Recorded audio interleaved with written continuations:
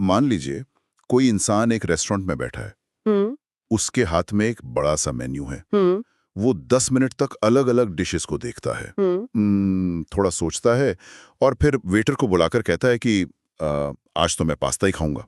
बिल्कुल, बहुत ही आम बात है। हाँ, तो उस पल उस इंसान को पूरा यकीन होता है कि ये उसका अपना सोच समझ कर लिया गया और पूरी तरह से आज़ाद फैसला है। सही कहा। हम सभी के साथ ऐसे ही होता है ना।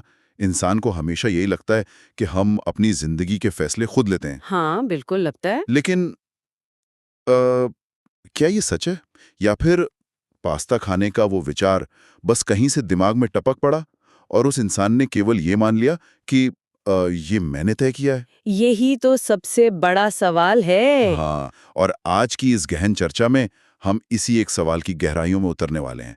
आज का हमारा विषय बहुत ही दिलचस्प है। फ्री विल वर्सेस डेस्टिनी, यानी हम्म। स्वतंत्र इच्छा बनाम नियति। बहुत ही गहरा विषय है। बिल्कुल।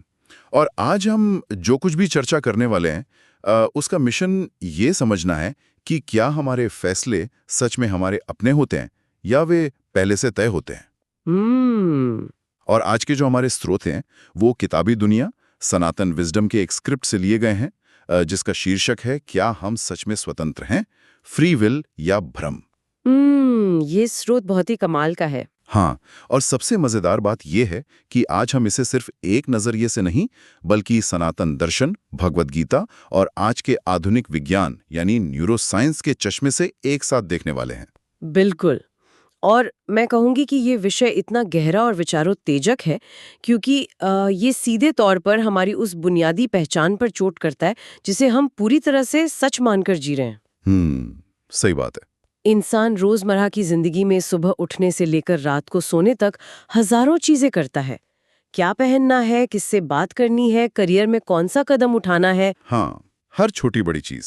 और हर कदम पर इंसान को यही लगता है कि नियंत्रण उसके हाथ में है, वो खुद को कर्ता मानता है। हम्म लेकिन जब हम इन प्राचीन ग्रंथों और आधुनिक विज्ञान का एक साथ विश्लेषण करते हैं तो जो तस्वीर उभर कर सामने आती है वो हमारे सोचने के तरीके को पूरी तरह से उलट देती है। तो चलिए इस गुत्थी को थोड़ा और खोलकर समझते हैं।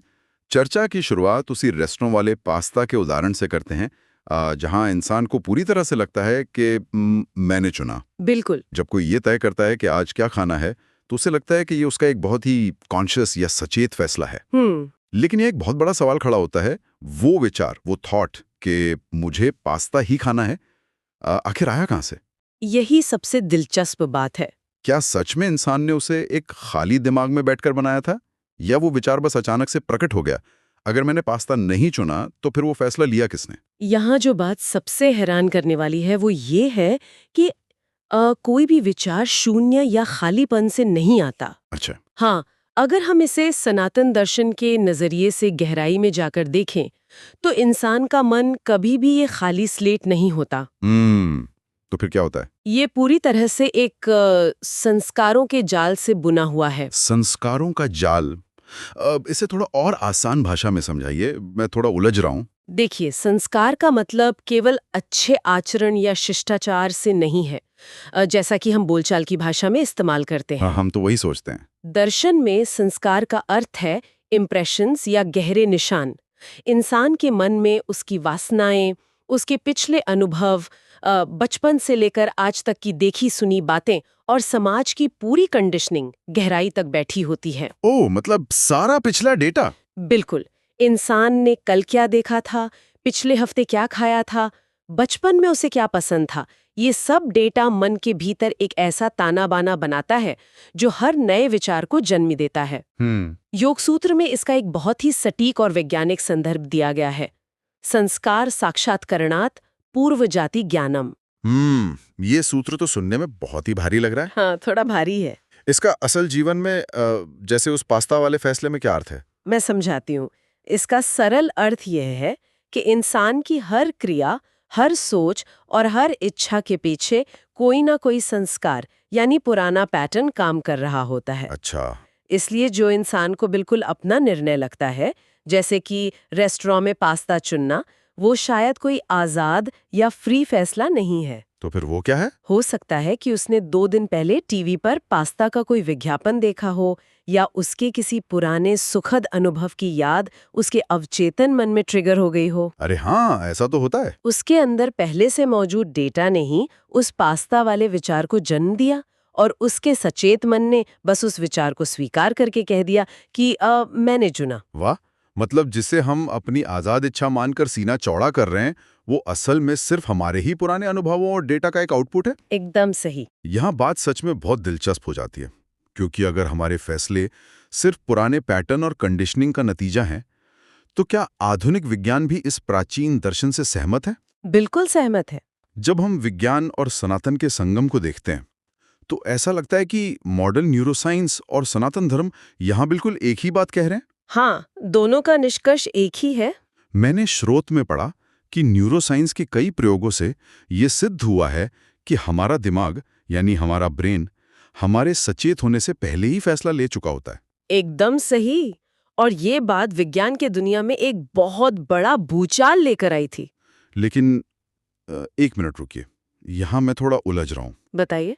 ये कैसे संभव है? वैज्ञानिकों को ये बात कैसे पता चली कि मेरे जानने से पहले ही मेरे दिमाग ने फैसला कर लिया? मतलब दिमाग तो मेरा ही है ना? हाँ, बिल्कुल आपका ही है। फिर वो मुझसे छुपकर कैसे कोई काम कर सकता है? ये प्रयोग असल में हुए कैसे थे? ये बहुत ही वाजिब सवाल है। इसे समझने के लिए हमें न्यूरोसाइंस के कुछ बहुत ही मशहूर प्रयोगों की प्रक्रिया को देखना होगा। बताइए। वैज्ञानिकों ने कुछ लोगों के सिर पर इलेक्ट्रोड या ईईजी सेंसर्स लगाए, जो दिमाग की इलेक्ट्रिकल एक्टिविटी को नापते हैं। ठीक है। फिर उन लोगों से कहा गया कि उनके सामने एक बटन है, और जब भी उनका मन करे वे अपनी मर्जी से उस बटन को दबा दें। आसान सा काम है। हाँ, उन्हें बस एक घड़ी देख के ये बताना था कि किस सटीक सेकंड पर उनके मन में बटन दबाने का विचार आया। ठीक है। तो लोगों ने अपनी मर्जी से बटन दबाया। इसमें हैरानी की क्या बात थी? हैरानी की बात मशीनों के डेटा में थी। अच्छा। वैज्ञानिकों ने देखा कि जब इंसान ने कहा कि मुझे इस सेकंड पे लगा कि अब मुझे बटन दबाना चाहिए, उससे कई मिलीसेकंड्स और कुछ प्रयोगों में तो पूरे 1 या 2 सेकंड पहले ही उसके दिमाग में एक इलेक्ट्रिकल स्पाइक आ चुका था। 1 या 2 सेकंड पहले? हाँ, जिसे रेडीनेस पोटेंशियल कहा जाता है। Readiness potential. मतलब इंसान के सचेत मन को भनक लगने से काफी पहले ही उसके दिमाग की वायरिंग, उसके न्यूरॉन्स अपना कैलकुलेशन पूरा करके बटन दबाने का फैसला कर चुके थे। ओहो, मतलब दिमाग की न्यूरल वायरिंग ने सारा डेटा प्रोसेस करके फैसला ले लिया और फिर मेरे कॉन्शियस मन को बस एक नोटिफिकेशन भेज दिया कि बधाई हो, आपने फैसला कर लिया है। बिल्कुल, ऐसा ही होता है। और मुझे लग रहा है कि ये फैसला मैंने अभी-अभी लिया है। हाँ, आपके सचेत मन को जो चीज फैसला लग रही है, विज्ञान के नजर में वो सिर्फ एक रिपोर्ट है जो आपके दिमाग ने आपको सौंपी है। हाँ, अगर दिमाग ने मेरे जाने से पहले ही फैसला कर लिया, तो फिर मैं क्या कर रहा हूँ? मेरा रोल क्या है? ये सवाल तो उठेगा ही। ये तो बहुत ही बेचैन करने वाली बात है। न्यूरोसाइंस की ये खोज पहली नज़र में सच में बहुत डरावनी लग सकती है, क्योंकि ये हमारे अहंकार को चुनौती देती है। लेकिन अगर हम इसे सनातन दर्शन से जोड़ें, तो ये बात हजारों साल पहले ही बिल्कुल स्पष्ट रूप से कही जा चुकी है। अच्छा, हजारों साल पहले? हाँ, सनातन दर्शन में मन, बुद्धि और अहंकार का बहुत ही विस्तार से और तकनीकी रूप से वर्णन किया गया है। और सबसे बड़ी बात यह है कि सनातन दर्शन ये स्पष्ट करता है कि ये तीनों मन, बुद्धि और अहंकार इंसान की आत्मा या चेतना का हिस्सा नहीं है, बल्कि ये प्रकृति के तत्व हैं। प्रकृति के तत्व मतलब जैसे पेड़ पौधे और नदियां प्रकृति हैं, वैसे ही हमारा मन और बुद्धि भी प्रकृति का ही हिस्सा है। एकदम सटीक। दर्शन कहता है कि एक स्थूल प्रकृति है जो हमें बाहर दिखती है, और एक सूक्ष्म प्रकृति है जो हमारे भीतर चल रही है। जैसे हमारे विचार? हाँ, विचार, भावनाएं, निर्णय लेने की क्षमता। भगवद गीता की 3 अध्याय के 27वें श्लोक में इसका एक बहुत ही अद्भुत वर्णन मिलता है। प्रकृतेः क्रियमाणानि गुणैः कर्माणि सर्वशः। ये श्लोक तो कई बार सुना है मैंने, लेकिन इस वर्तमान चर्चा के संदर्भ में इसका असल भावार्थ क्या है? मैं इसे थोड़ा तोड़कर समझाती हूँ। प्रकृतेः यानी प्रकृति के द्वारा, क्रियमाणानि यानी किए जा रहे हैं, गुणैः यानी प्रकृति के 3 गुण, सत्व, रजस और तमस। और कर्माणि सर्वशः, यानी दुनिया के सभी प्रकार के कर्म। तो इसका सीधा मतलब क्या हुआ? इसका सीधा सा अर्थ है कि जो कुछ भी हो रहा है, चाहे वो बाहर की दुनिया में किसी पेड़ का बढ़ना हो, या इंसान के दिमाग में विचारों का आना हो, या कोई बड़ा निर्णय लिया जाना हो, सब कुछ? हाँ, सब कुछ प्रकृति के नियमों और उसके गुणों के आपसी खेल की वजह से हो रहा है। इंसान के भीतर के न्यूरॉन्स का फायर होना भी प्रकृति का ही एक नियम है। लेकिन अगर सब कुछ प्रकृति कर रही है, अगर सारे फैसले दिमाग की वायरिंग और पुरानी कंडीशनिंग पहले ही ले रही है, तो फिर इंसान को ये गलतफहमी क्यों होती है कि ये सब मैंने किया? यही तो सबसे बड़ा खेल है। ये जो कर्तापन का भ्रम है, जिसे हम इल्यूजन ऑफ डूअरशिप कहते हैं, ये इतना मजबूत क्यों है कि टूटता ही नहीं? हम तो दिन भर यही दावा करते रहते हैं कि मैंने सोचा, मैंने चुना, मैंने मेहनत की। यही वो बिंदु है जहां गीता का ये श्लोक अपनी सबसे गहरी बात कहता है। श्लोक का दूसरा हिस्सा है, अहंकार विमूढ़ात्मा कर्ता हमिति मन्यते। इसका क्या अर्थ है? यह कर्तापन का भ्रम सीधे तौर पर इंसान के ईगो यानी अहंकार से जुड़ा हुआ है। तो अहंकार ही वो चीज है जो दिमाग के किए गए काम का सारा क्रेडिट खुद लेना चाहता है। बिल्कुल, अहंकार ही वह गोंद है जो इस पूरे भ्रम को जोड़े रखता है। अहंकार विमूढ़ात्मा का अर्थ है वह व्यक्ति जिसकी चेतना अहंकार के कारण पूरी तरह से विमूढ़ या मोहित हो चुकी है।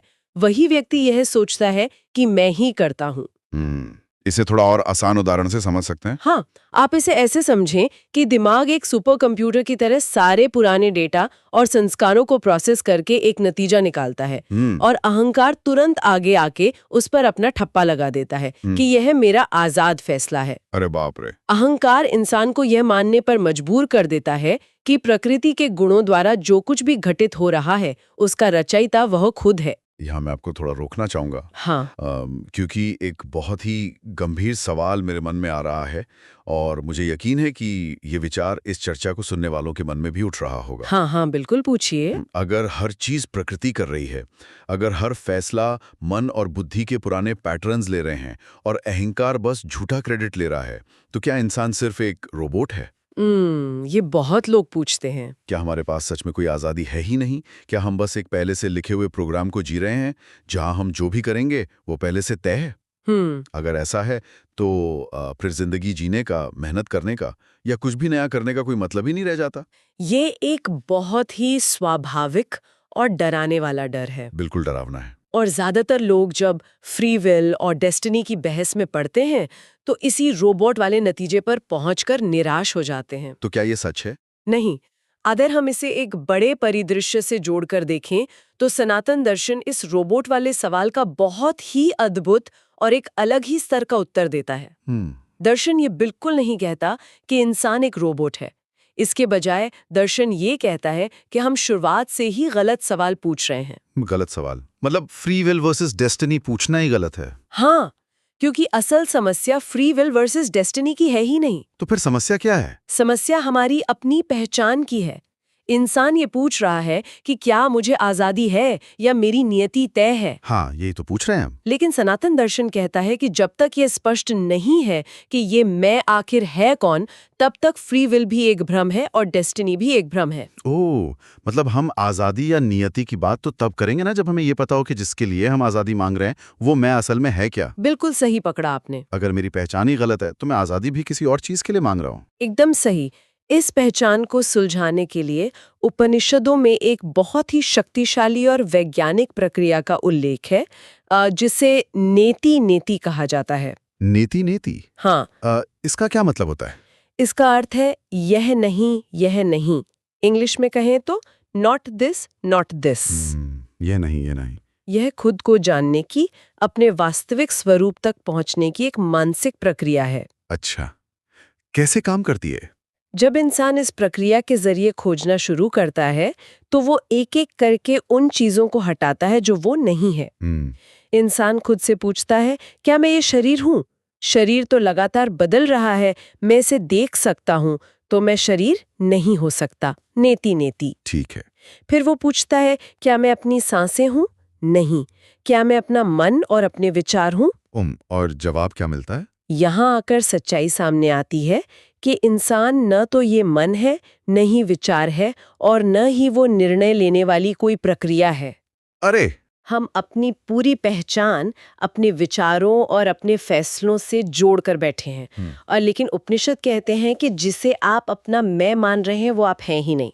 नेति नेति, ये सच में कमाल का और बहुत ही गहरा विचार है। हाँ, बहुत गहरा है। मतलब अगर मैं शरीर भी नहीं हूं और अपने विचार भी नहीं हूं, तो फिर मैं हूं क्या? यही तो खोजना है। चलिए इसे थोड़ा और आसान बनाने के लिए एक उपमा गढ़ने की कोशिश करते हैं। बिल्कुल, बताइए। अगर इंसान अपने विचार नहीं है, निर्णय लेने वाला मन नहीं है, तो क्या वो एक देखने वाले की तरह है, जैसे कोई सिनेमा हॉल में बैठ के फिल्म देख रहा हो? अरे वाह, बिल्कुल सटीक। ये एक बहुत ही खूबसूरत उपमा है, सिनेमा हॉल की वो मूवी स्क्रीन। हाँ, जरा सोचिए, एक मूवी स्क्रीन है जिस पर विचारों, भावनाओं और निर्णयों की एक लंबी फिल्म चल रही है। फिल्म में कभी बेहतरीन कॉमेडी होती है, कभी कोई बहुत रुला देने वाली ट्रेजेडी होती है, कभी स्क्रीन पर भयानक आग लग जाती है, तो कभी मूसलाधार बारिश होने लगती है। हाँ, बिल्कुल। लेकिन क्या उस फिल्म में आग लगने से वो स्क्रीन असल में जलती है? नहीं, स्क्रीन पे आग का कोई असर नहीं होता। और क्या बारिश से स्क्रीन गीली होती है? बिल्कुल नहीं। स्क्रीन बस वहां चुपचाप मौजूद है, एक आधार की तरह, जिस पर वो पूरी फिल्म घटित हो रही है।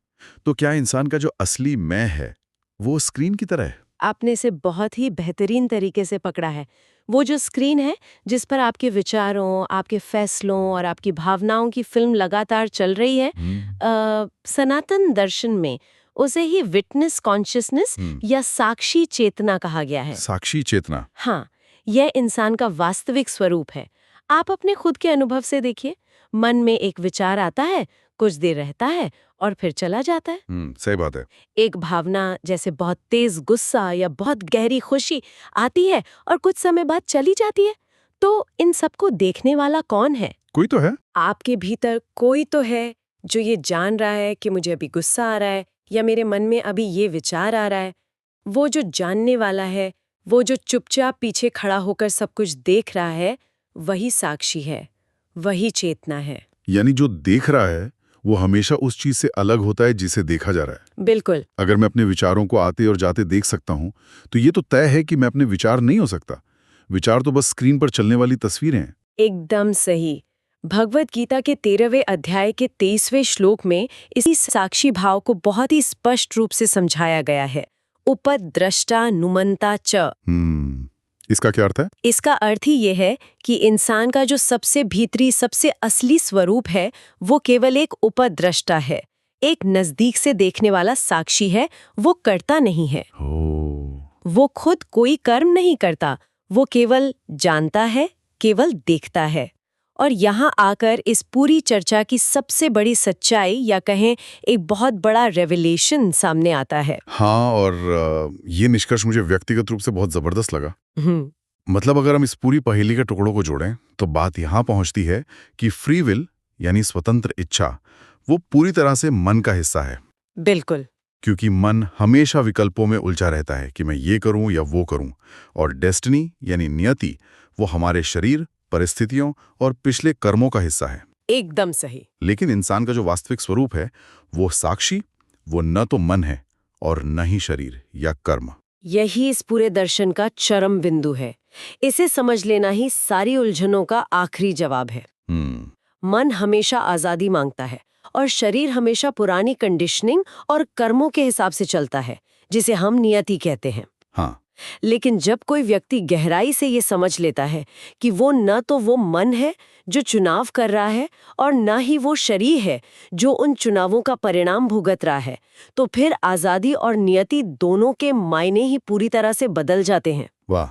इंसान उस द्वंद के दायरे से ही बाहर आ जाता है। इसका सीधा सा मतलब तो यही हुआ कि जब तक ये मैं स्पष्ट नहीं होता, जब तक इंसान खुद को अज्ञानतावश अपना मन या अपना शरीर ही मानता रहता है, तब तक फ्री विल और डेस्टिनी दोनों सिर्फ एक भ्रम ही रहेंगे। बिल्कुल भ्रम रहेंगे। क्योंकि इंसान किसी ऐसी चीज के लिए लड़ रहा है, किसी ऐसी चीज पर अपना नियंत्रण चाह रहा है जो वो खुद है ही नहीं। हाँ, और इसीलिए ये पूरी चर्चा सिर्फ एक फिलॉसफी या बौद्धिक व्यायाम नहीं है।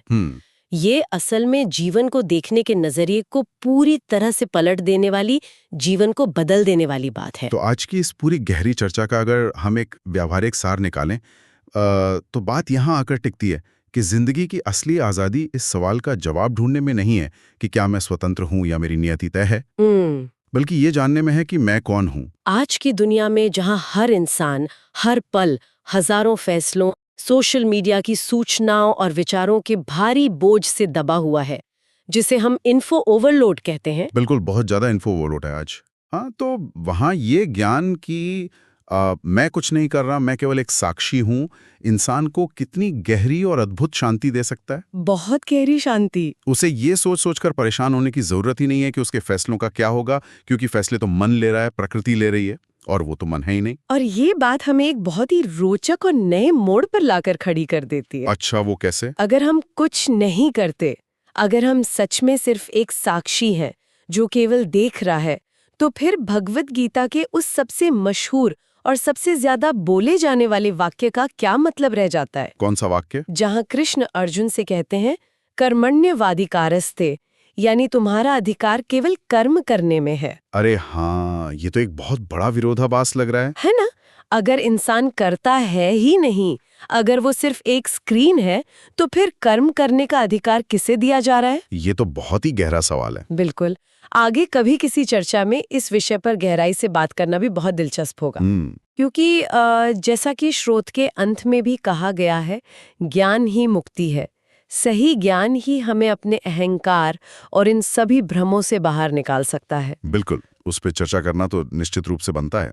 वो एक अलग ही डीप डाइव होगा। हाँ, बिल्कुल। लेकिन आज के सफर को खत्म करने से पहले मैं सुनने वालों के लिए एक ऐसा नया विचार छोड़ना चाहता हूं जो आज की हमारी इस चर्चा से ही निकला है, लेकिन जिसे शायद हमने अभी तक इस नजरिए से नहीं देखा है। बताइए। जरा सोचिए, अगर हमारा असली स्वरूप सिर्फ एक साक्षी का है, एक ऐसी स्क्रीन का है जो ना तो फैसले लेती है और ना ही कर्मों के नतीजों से बंधी है, तो अगली बार जब जीवन में कोई बहुत बड़ी सफलता मिले या कोई बहुत भारी असफलता हाथ लगे, तो क्या होगा? क्या उस सफलता या विफलता को सिर्फ दूर से एक दर्शक की तरह देखने भर से उस भारी सफलता का अहंकार और उस भयानक विफलता का सारा गहरा दुख चुटकियों में गायब नहीं हो जाएगा? बहुत ही सुंदर विचार है ये। क्या सचमुच साक्षी बन जाना ही असल में दुनिया के सारे बोझ, सारी चिंताओं और सारे बंधनों से हमेशा के लिए आजाद हो जाना है? इस विचार के साथ आपको छोड़ जाते हैं। इस पर गहराई से विचार जरूर कीजिएगा।